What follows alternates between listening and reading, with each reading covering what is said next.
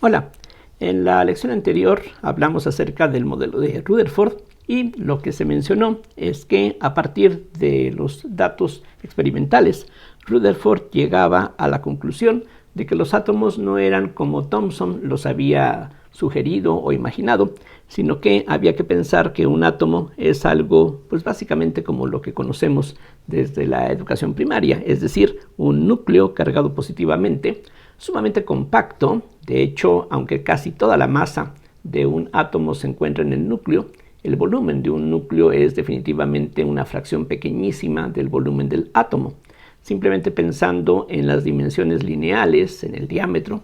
de un átomo típicamente es del orden de un ángstrom, mientras que típicamente el diámetro de un núcleo viene siendo 100.000 veces más pequeño. Entonces eso nos puede dar una idea precisamente de qué tan compacto es un núcleo atómico. Y el problema con esa idea que Rutherford propuso es cómo entender a los electrones, que serían los que finalmente estarían dándole volumen al átomo, cómo se podrían mantener de alguna forma en órbita o permanentemente pues colocados alrededor del núcleo. La idea de una especie de sistema planetario en miniatura tiene el problema, como ya se mencionó, que una partícula cargada, como lo son los electrones, al estar dando vueltas significaría aceleración, y una carga acelerada tiene que estar radiando ondas electromagnéticas, lo cual, entre otras cosas, crea el problema de que la radiación de ondas electromagnéticas acarrea energía, transmisión de energía, emisión de energía, y entonces los electrones tendrían que estar perdiendo energía continuamente y entonces acercándose al núcleo, y entonces ya no tendrían un tamaño bien definido. En cambio, lo que observamos en forma elemental es que cada elemento químico tiene una cierta densidad que es más o menos constante, que tiene que ver pues con que los átomos tienen un cierto tamaño, que pues se tenía problemas para poder explicar cómo todo esto pudiera ser consistente. En 1913, como ya se mencionó, Bohr introdujo algunas ideas que sirvieron para explicar la estabilidad del átomo de Rutherford, aunque esa explicación realmente podríamos decir que dista mucho de ser una explicación realmente, porque más bien lo que Bohr hizo, en forma un tanto parecida a lo que Einstein en 1905 y Planck en el año 1900 tuvieron que hacer, es decir, introducir ciertas reglas adecuadas para el problema que encajaran y que sobre todo pudieran llevarnos a cantidades que se pueden medir, calcular, y entonces eso pues le da cierta aceptación al modelo que se propone, a las hipótesis que se emiten, pero definitivamente todo eso pues tiene por una parte el grave problema de que es algo que se hace específicamente para cada problema y que no forma parte de una estructura bien definida. Lo que Bohr tuvo que suponer es que los electrones que se encuentran alrededor del núcleo obedecen hasta cierto punto las leyes de la física clásica, excepto que cuando se encuentran en ciertas órbitas no radian, contrariamente a lo que se esperaría de la electrodinámica,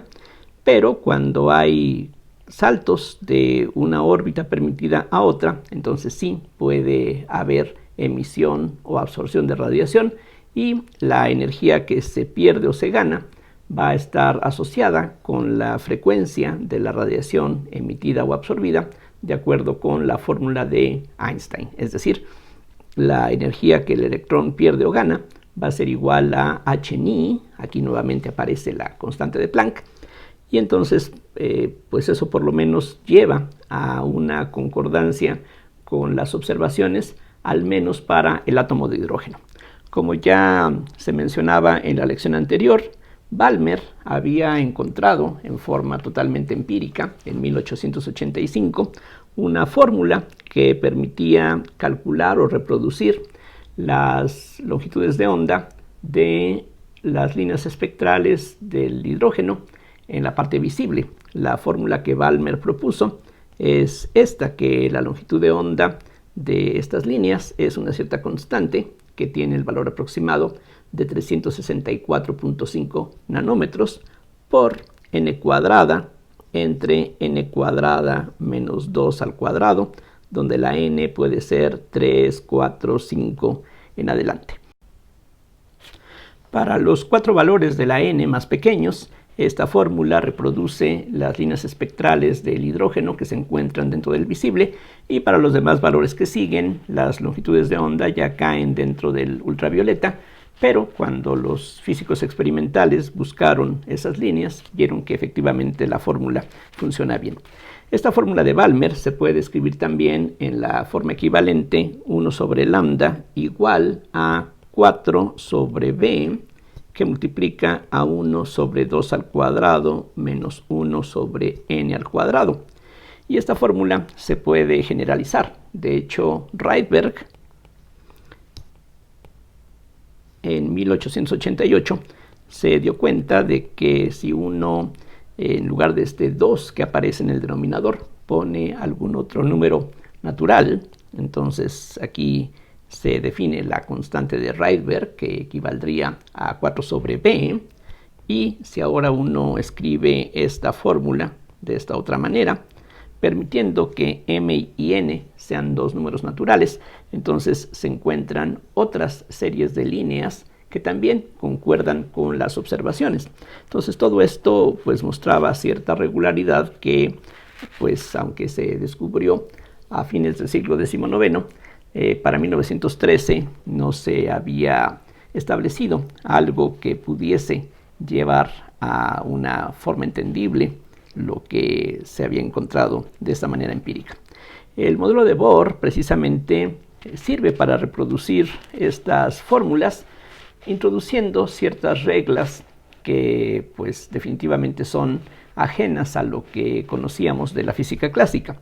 En el modelo de Bohr, como ya decía, lo que se supone es que, pensando en este átomo más sencillo, que tiene un solo electrón en su estado neutro, el átomo de hidrógeno, recordemos, es el más simple de todos. Entonces lo que Bohr supuso es que los electrones pueden permanecer en ciertas órbitas especiales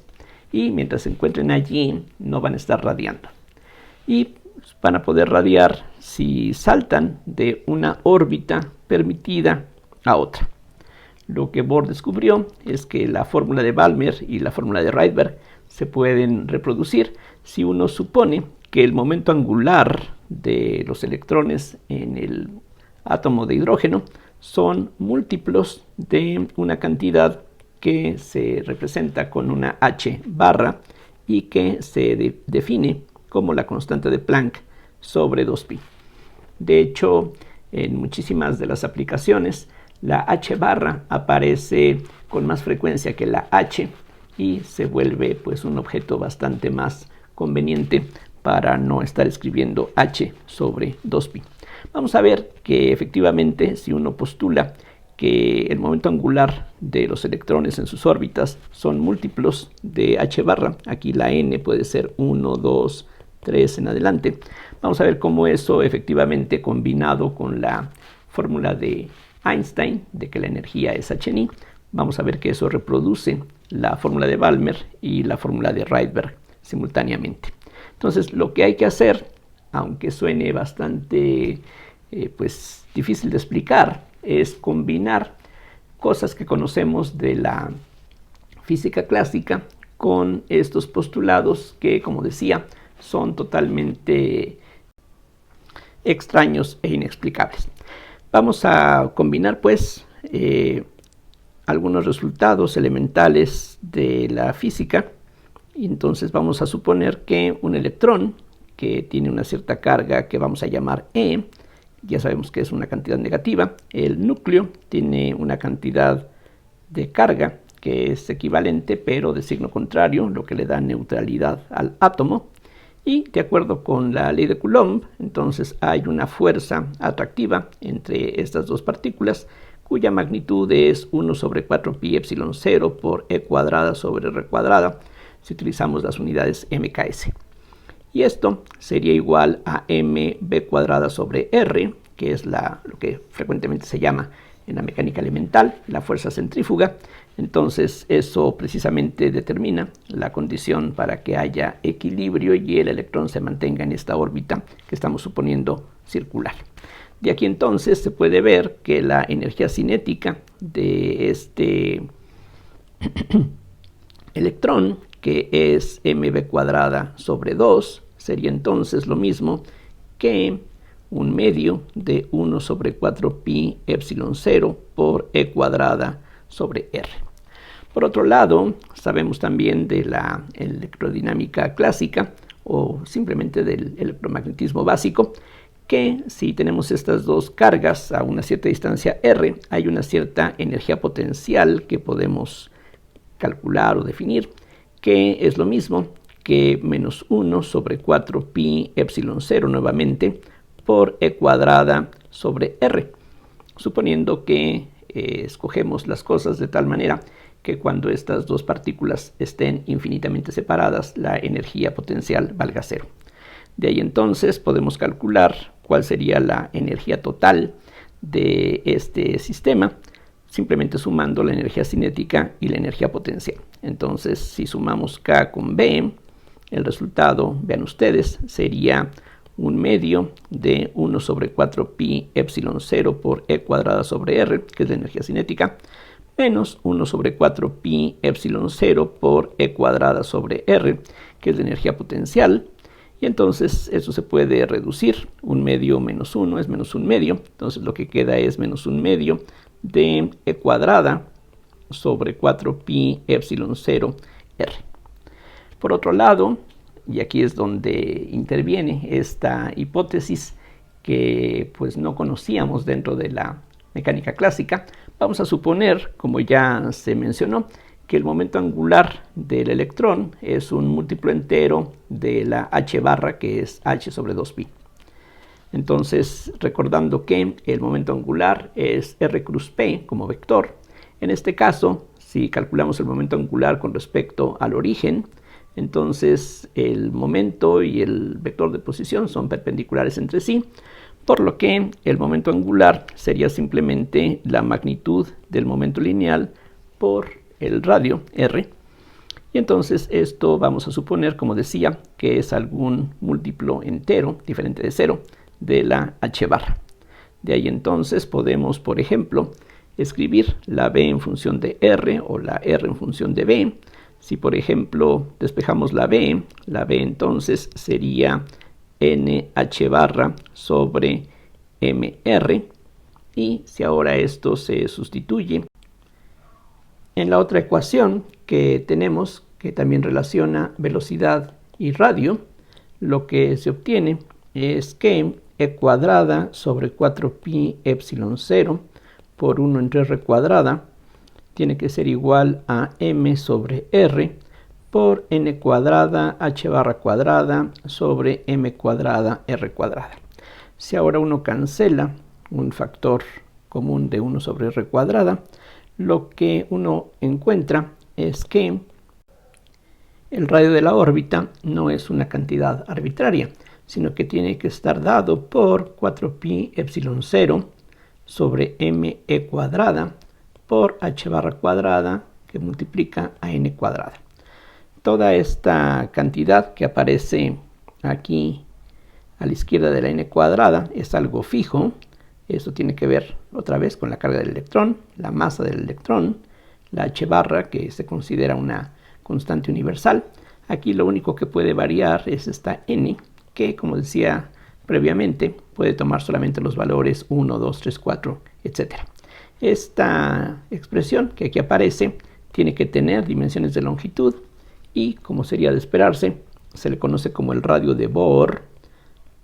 y se denota regularmente con el símbolo A sub 0. Entonces, el resultado que aquí estamos encontrando es que, de acuerdo con la hipótesis de que el momento angular esté cuantizado, vean que aquí, a diferencia de lo que se hace en la hipótesis de Planck para el cuerpo negro, en donde Planck supuso que las energías tenían que estar dadas por NhNi. Aquí lo que se está suponiendo es que es el momento angular el que está cuantizado. De nuevo, hay magnitudes que están pues limitadas a ciertos valores discretos, ya no pueden ser las cantidades que pueden tomar valores continuos como estábamos acostumbrados en la física newtoniana. Y pues aquí el resultado es este. La A sub 0 tiene un valor numérico de aproximadamente medio angstrom. Eso nos puede dar una idea de los órdenes de magnitud que aquí se obtienen. A partir de este resultado, entonces, podemos calcular ahora las energías que son posibles, ya que, como aquí vemos, la energía depende de R. Otra vez esto es algo fijo. Y la R depende de esta N. Así es de que, combinando estas dos expresiones, vamos a ver que la energía, y no solamente el momento angular, también está cuantizada, pero no de la forma que habíamos encontrado para el caso de un oscilador. Entonces la E sería menos un medio de E cuadrada sobre 4pi epsilon 0 por 1 sobre R, que entonces nos da un factor de me cuadrada sobre 4pi epsilon 0 h barra cuadrada por 1 sobre n cuadrada. De nuevo, lo que está a la izquierda del factor 1 sobre n cuadrada es una cantidad fija. Esto, por supuesto, se puede escribir de una forma más conveniente como menos m sobre 2 por e cuadrada sobre 4pi epsilon 0 al cuadrado por 1 sobre h barra cuadrada, todo multiplicado por 1 sobre n cuadrada. Si uno sustituye los valores de la masa del electrón, la carga, la h barra, esto aproximadamente corresponde a menos 13.6 electronvolts, y esta cantidad es importante en todo esto, y bueno, conviene memorizarla, por 1 sobre n cuadrada. Grosso modo, lo que esto estaría diciendo es que las energías que puede tener un electrón, de acuerdo con este modelo, estarían dadas de la siguiente forma. Todas ellas son negativas, como podemos ver, y la energía más pequeña se consigue con n igual a 1 y tiene el valor de menos 13.6 electronvolts. El siguiente nivel de energía, o el siguiente valor posible de la energía, que corresponde a una órbita que tiene un radio 4 veces mayor, da una energía que es la cuarta parte del valor anterior, o sea que a escala estaríamos hablando más o menos de algo como esto. El siguiente valor posible de energía es una novena parte de 13.6, también negativo, y lo que uno puede ver es que tenemos una sucesión infinita de valores que va tendiendo a cero.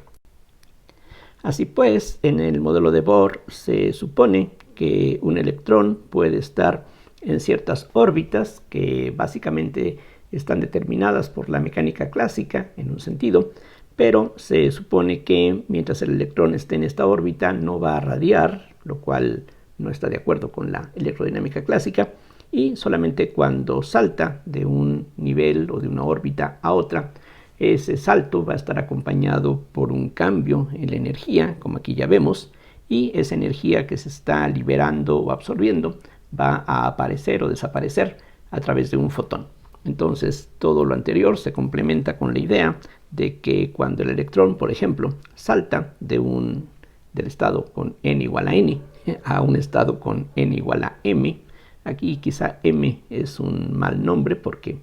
se puede confundir con la masa del electrón, pero esperemos que eso no ocurra. Entonces, lo que vamos a tener es que hay un fotón que estaría siendo emitido que va a tomar la energía liberada, es decir, la diferencia de las energías, que como veíamos sería menos m sobre 2, esta m es la masa del electrón, por e cuadrada sobre 4pi epsilon 0 al cuadrado por 1 sobre h barra al cuadrado. Entonces, para el nivel original, que es el que tiene en este caso, suponemos, mayor energía, el valor de la energía sería todo esto que ya escribí, y a eso hay que restarle la expresión correspondiente para la energía del nivel con la n sustituida por una m. Si usamos ahora que la frecuencia es c sobre lambda, esta última expresión equivale a decir que el inverso de la longitud de onda de la radiación emitida en este salto sería igual a m sobre 2hc por e cuadrada sobre 4pi epsilon 0 al cuadrado por 1 sobre h barra al cuadrado por 1 sobre m cuadrada menos 1 sobre n cuadrada. Aquí he absorbido el signo menos al invertir estos dos términos. Todo esto que está aquí es una constante que podemos entonces identificar justamente con la constante de Rydberg. Aquí, si regresamos a lo que teníamos al principio, podemos ver que efectivamente se tiene esta forma, como dije antes, a partir de las observaciones espectroscópicas ya existentes en el siglo XIX, y el modelo de Bohr entonces permite dar una cierta explicación que pues es algo definitivamente no muy aceptable, porque otra vez, ¿en qué punto debemos de olvidarnos de las reglas de la física clásica? Porque para algunas cosas sí utilizamos, por ejemplo, la segunda ley de Newton, para otras cosas no. Entonces, esto todavía no es una teoría completa que sea pues satisfactoria, que sea algo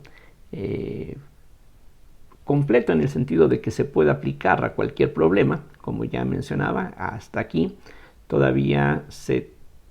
vienen presentando históricamente soluciones que sirven para atacar algunos problemas, pero desafortunadamente esto todavía no era la versión final. Esta explicación de las líneas del espectro del hidrógeno funciona muy bien en el caso del hidrógeno, pero ya cuando se quiere aplicar algo similar con átomos más complicados, digamos el que seguiría en complejidad pues sería el helio. Ya a partir de allí las cosas no funcionan de una manera tan sencilla. Lo único que sería rescatable de lo que aquí hemos visto es la idea de que dentro de un átomo ya no pensemos en el átomo de hidrógeno, sino en un átomo más complicado. Entonces vamos a tener la idea pues de que los electrones pueden estar en ciertos estados o en ciertas órbitas que van a tener ciertas energías accesibles, y por lo menos esas energías se pueden determinar en forma experimental.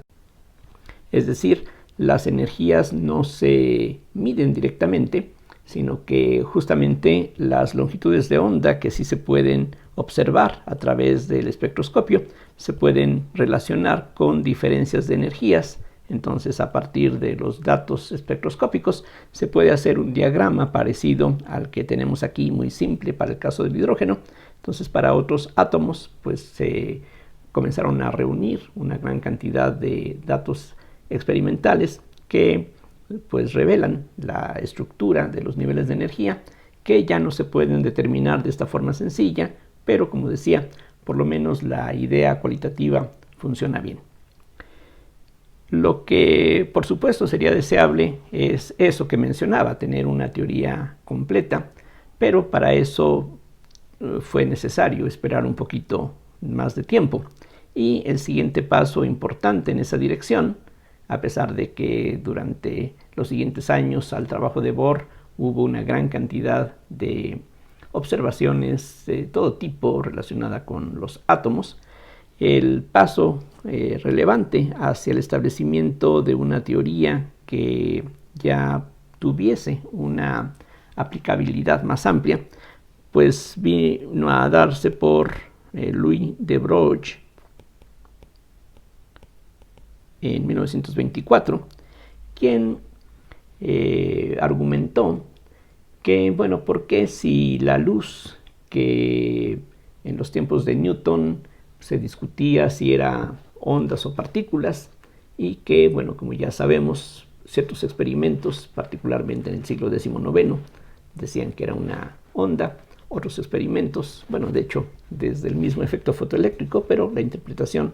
de Einstein nos revela que se comporta de una manera corpuscular, lo mismo que en el efecto Compton, Bueno, el argumento de De Broglie es por qué esta dualidad de onda y partícula que tiene la luz estaría solamente limitada a la luz. ¿Por qué no pensar que algo similar ocurre para cualquier tipo de objeto? Por ejemplo, un electrón o algo inclusive a nivel macroscópico. Entonces hay que recordar que la fórmula que se obtiene de la relatividad especial nos dice que un fotón tiene un cierto momento, voy a representarlo con la letra P, que está relacionado con la energía de esta forma. Esto ya lo vimos anteriormente cuando se trató la presión de la radiación.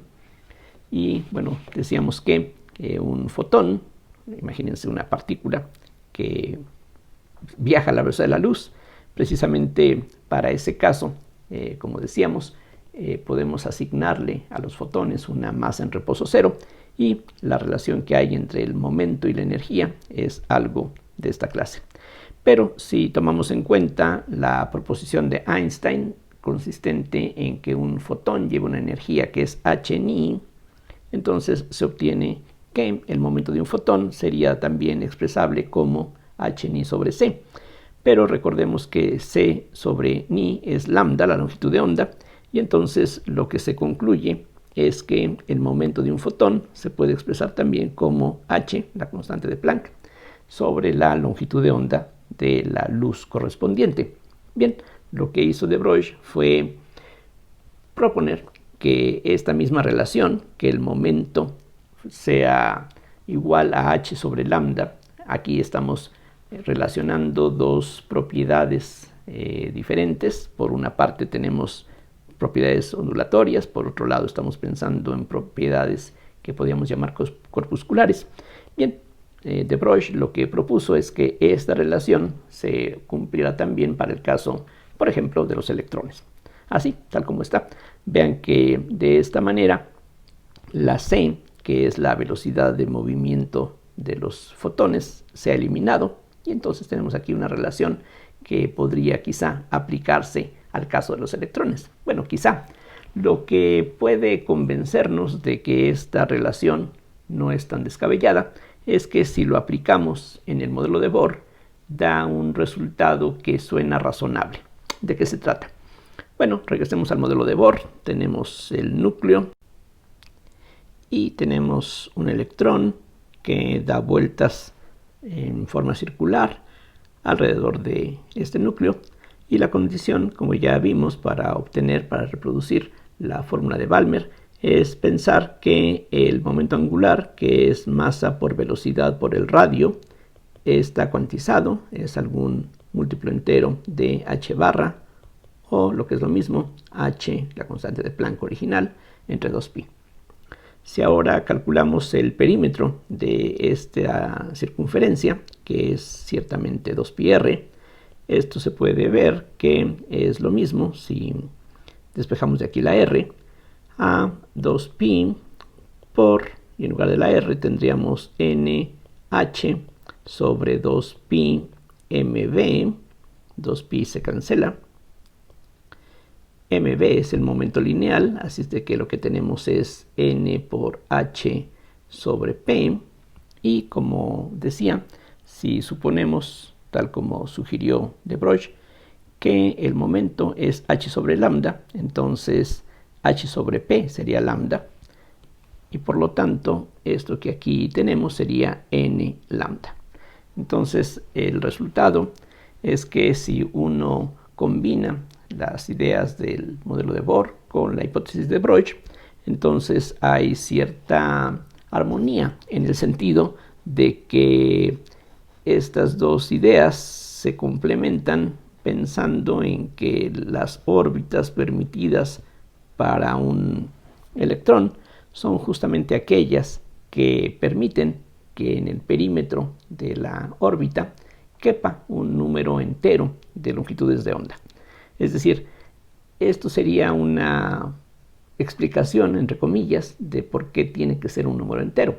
Podríamos entender que se requiere que así sea para que haya una especie de superposición, de una interferencia constructiva que hace que precisamente el electrón pueda estar en estas órbitas y no en otras. Algo relativamente parecido a lo que veíamos anteriormente cuando hablábamos de la radiación en una cavidad. Si recuerdan lo que hicimos cuando hablábamos de ondas electromagnéticas que rebotan dentro de una caja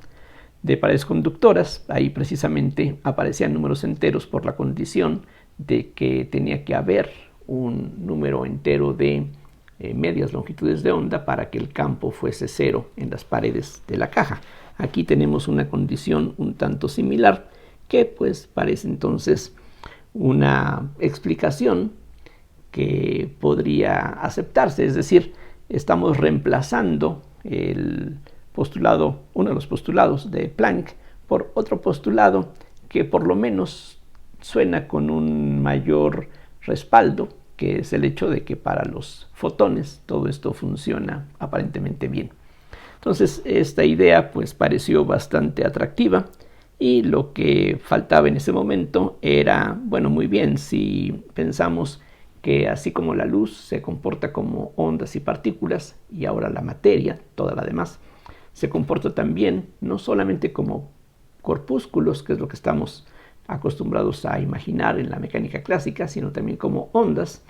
Bueno, algo que sería interesante es ver algún experimento parecido a los experimentos de interferencia de Young, donde uno pudiera ver que efectivamente las partículas tienen un comportamiento ondulatorio. Y otra parte importante es cuál es la ecuación que gobierna a esas ondas. Históricamente, en el caso de la luz, allá por el año de 1800, Young hizo experimentos de interferencia entre ondas de luz que precisamente pues mostraban su comportamiento ondulatorio. Algo similar aquí sería deseable. Y eso efectivamente se realizó un tiempo después del trabajo de De Broglie. Se pueden lanzar electrones contra cristales, y aquí cuando digo cristales me refiero a lo que en física llamamos un cristal, es decir, un metal, por ejemplo, frecuentemente toma esta estructura que consiste en que los átomos están distribuidos en una red periódica y esa red tiene típicamente un espaciado del orden de un ángstrom. Entonces una red así sirve como una especie de rejilla de difracción, en este caso para los electrones, y todo encaja muy bien, es decir, experimentalmente se puede confirmar que en efecto los electrones, por ejemplo, o cualquier otro tipo de partículas, se comportan como ondas si uno hace el experimento adecuado. El otro problema, que en el caso de la luz, una vez que Young demostró que la luz se comportaba como ondas, hubo que esperar más o menos hasta 1864 en que Maxwell se dio cuenta de que de la electrodinámica se deducen ecuaciones que pueden explicar a la luz como un fenómeno electromagnético. Bueno, aquí afortunadamente el paso de una idea a otra no fue tan largo. En el año siguiente, en 1925, Schrödinger propuso una ecuación que se postula precisamente para gobernar a esas ondas de materia. Entonces, la ecuación de Schrödinger, en una forma sencilla, es esto que aquí ahora planteo. Menos h barra cuadrada, la h barra ya sabemos es h sobre 2pi, entre dos veces la masa de la partícula por el laplaciano, que les debe de sonar conocido, por ejemplo, de los cursos de cálculo, de psi, y aquí está psi, es la función de onda, como se le llama, es justamente ese objeto matemático que va a representar estas ondulaciones de estas ondas de materia, más b por psi. Aquí la b es el potencial, tal como lo utilizamos en la mecánica clásica, y todo esto es igual nuevamente a IH barra, digo nuevamente porque aquí aparece otra vez la constante de Planck sobre 2pi, por la parcial de psi con respecto a t. Esta es la ecuación de Schrödinger. en su forma, digamos, más sencilla, si estamos pensando en una partícula de masa m que está sujeta a un cierto potencial, aquí representado por esta B. En el caso de la ecuación de Schrödinger, que sería en cierto sentido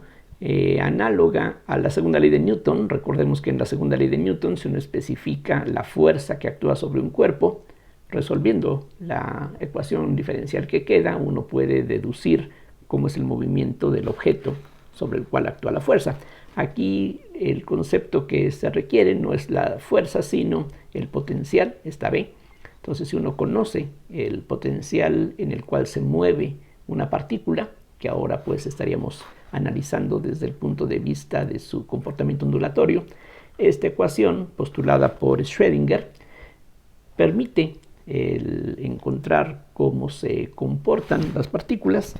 y en un principio lo que convenció a Schrödinger de que esta ecuación es correcta es que cuando uno determina las energías aceptables posibles para una de estas ondas, uno va reproduciendo justamente lo que ya se conocía en los problemas que se habían abordado previamente. Por ejemplo, si uno toma el potencial de un oscilador armónico, uno encuentra precisamente los niveles de energía que fueron postulados por Planck. Si uno considera el potencial coulombiano de una carga que se mueve en el campo eléctrico de otra carga, uno encuentra precisamente los niveles de energía que se hallan del modelo de Bohr. La ventaja de la ecuación de Schrödinger es que no se refiere a un proceso, alguna interacción en particular, sino que finalmente esto ya tendría un carácter de algo más general. El problema en el momento en que Schrödinger propuso esta ecuación es que no había un entendimiento claro acerca de lo que es esta psi. Psi, como dije, es un campo escalar. De hecho, algo que no recalqué es que es un campo escalar complejo. Aquí noten que del lado derecho de la ecuación aparece la unidad imaginaria I, lo cual también es algo bastante extraño. En la mecánica clásica no teníamos la necesidad de utilizar números complejos, aquí aparentemente sí. Y entonces esta ecuación, decía, va a permitirnos tratar en principio cualquier problema. Como decía antes, el modelo de Bohr nos permite entender cualitativamente la existencia de líneas espectrales para todos los elementos químicos. Bueno, la diferencia es que con la ecuación de Schrödinger, en principio uno podría encontrar todos los niveles de energía para todos los átomos. La dificultad enorme es que cuando pensamos en un átomo complejo con muchos electrones, la ecuación que tenemos que resolver es una ecuación parcial con muchísimas variables, y eso pues impide el tener soluciones analíticas. Pero si se hace con métodos aproximados o métodos numéricos, uno puede ver que los resultados encajan muy bien. Esta psi pues tardó un poco de tiempo en entenderse. Lo que se propuso unos años después por Max Born es que la psi tiene que ver con una cierta amplitud de probabilidad. Lo que se supone es que el módulo al cuadrado de la psi, que es una cantidad real y positiva, se puede entender como una distribución de probabilidad de encontrar a la partícula en algún punto, en algún momento. Aquí lo que se vuelve pues algo bastante, pues por lo menos raro, si lo comparamos con la mecánica clásica, es que en la mecánica cuántica vamos a tener que acostumbrarnos a hablar únicamente de probabilidades. Este lenguaje es totalmente nuevo porque pues en cierta forma, si pensamos en la hipótesis de Einstein, en las hipótesis de Bohr, pues ahí no se tiene nada que hable de un comportamiento probabilístico. Sin embargo, ya con la teoría completa que se vino a pues iniciar con la ecuación de Schrödinger, tenemos como un ingrediente muy importante la necesidad de hablar de probabilidades, y eso pues en parte podríamos decir que es un punto no del todo aceptable, y como ya mencionaba anteriormente en otras lecciones, Schrödinger mismo, quien fue quien propuso esta ecuación, Einstein, que hizo pues contribuciones muy importantes al establecimiento de toda la mecánica cuántica. Bueno, ellos no quedaron muy conformes con las cosas como se fueron desarrollando, y estas ideas de que necesitamos forzosamente hablar de probabilidades, que aquí no podemos tener algo determinista en apariencia, pues fue algo totalmente inaceptable, pensando en que estas ecuaciones no son todavía una versión final completa que nos pueda permitir describir el mundo dentro de la mecánica cuántica, que sería esta nueva disciplina que viene a sustituir a la mecánica cuántica,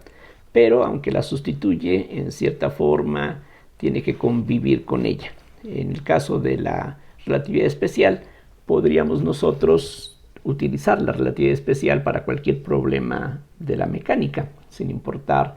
si las velocidades son cercanas a la velocidad de la luz o no. De todas maneras, se supone que para bajas velocidades la mecánica relativista, por ejemplo, tiene que ser igualmente aplicable que para grandes velocidades, cosa que la mecánica newtoniana no hace. Uno también esperaría que la mecánica cuántica pudiera describir todos los fenómenos, pero siempre aquí hay este problema de interpretación, hay un problema en el papel que tiene el observador, y ese observador lo entendemos regularmente en términos que tratamos de acuerdo con la física clásica. En fin, son muchas cuestiones que inclusive hoy en día, prácticamente 100 años después de todos estos desarrollos, pues no está todo perfectamente asentado, aceptado, entendido. Hay quienes todavía pues pueden estar no muy contentos con lo que la teoría requiere, aunque no hay duda de que las predicciones acerca de las cosas que se pueden medir en los experimentos funcionan bien. Entonces tenemos una teoría que tiene grandes virtudes, en particular, como acabo de decir, nos lleva a cálculos que encajan bastante bien con las observaciones, pero en el lado conceptual hay todavía pues algunas dificultades, o por lo menos podríamos decir que conceptualmente requiere un cambio muy importante de lo que estamos acostumbrados en la física clásica y en nuestra experiencia cotidiana. Bueno, con esto quiero terminar esta lección. Como siempre, muchísimas gracias por la atención y hasta la siguiente.